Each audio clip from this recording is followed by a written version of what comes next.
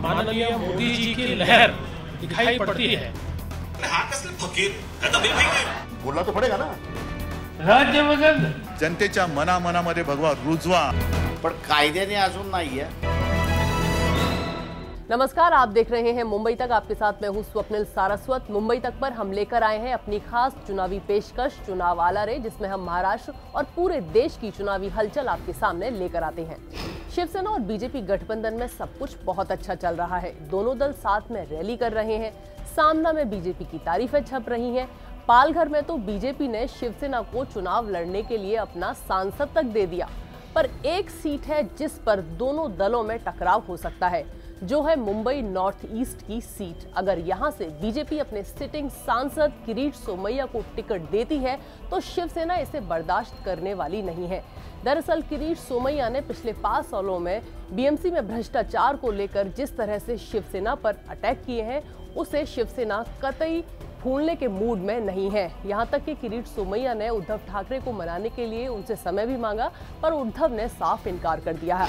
शिवसेना ने साफ कर दिया है कि अगर बीजेपी ने किरीट सोमैया को टिकट दिया तो वो भांडुप से अपने विधायक और संजय राउत के भाई सुनील राउत को मुंबई नॉर्थ ईस्ट से चुनाव लड़ा सकती है।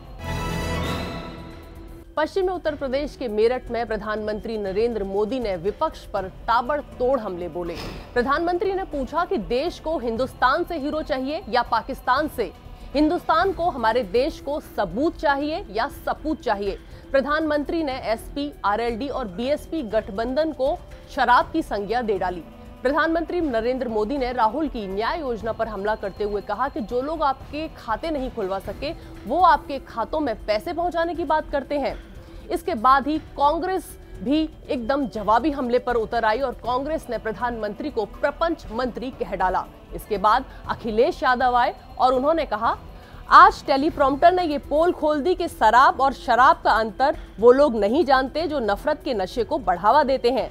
शराब को मृग तृष्णा भी कहते हैं और ये वो धुंधला सा सपना है जो भाजपा 5 साल से दिखा रही है, लेकिन जो कभी हासिल नहीं होता। अब जब नया चुनाव आ गया तो नया शराब दिखा रहे हैं।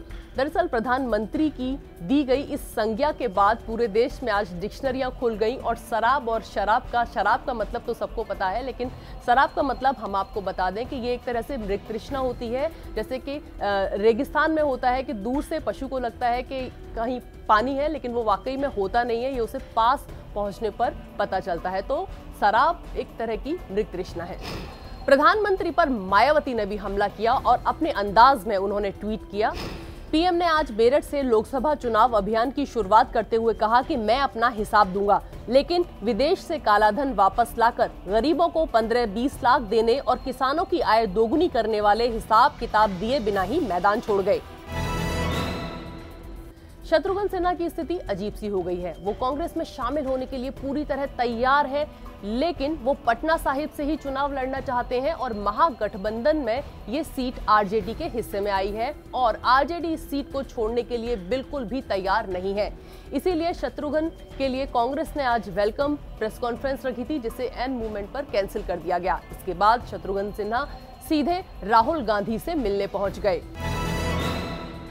स्वाभिमानी शेतकरी संगठन के अध्यक्ष राजू शेट्टी ने आज हाथकड़गले लोकसभा सीट से अपना नामांकन दाखिल कर दिया। उन्होंने शाहू महाराज के पुतले को अभिवादन किया और उसके बाद बैलगाड़ी में सवार होकर वो नामांकन करने के लिए पहुंचे। उनके साथ कांग्रेस और एनसीपी के नेता भी थे। महागठबंधन में स्वाभिमानी शेतकरी संगठन के राजू शेट्टी को 2 सीटें दी हैं। पिछली बार राजू शेट्टी बीजेपी के साथ थे। अगर आपको ये वीडियो अच्छा लगा तो YouTube पर हमारे चैनल को सब्सक्राइब करें और Facebook पर मुंबई तक के पेज को लाइक करें।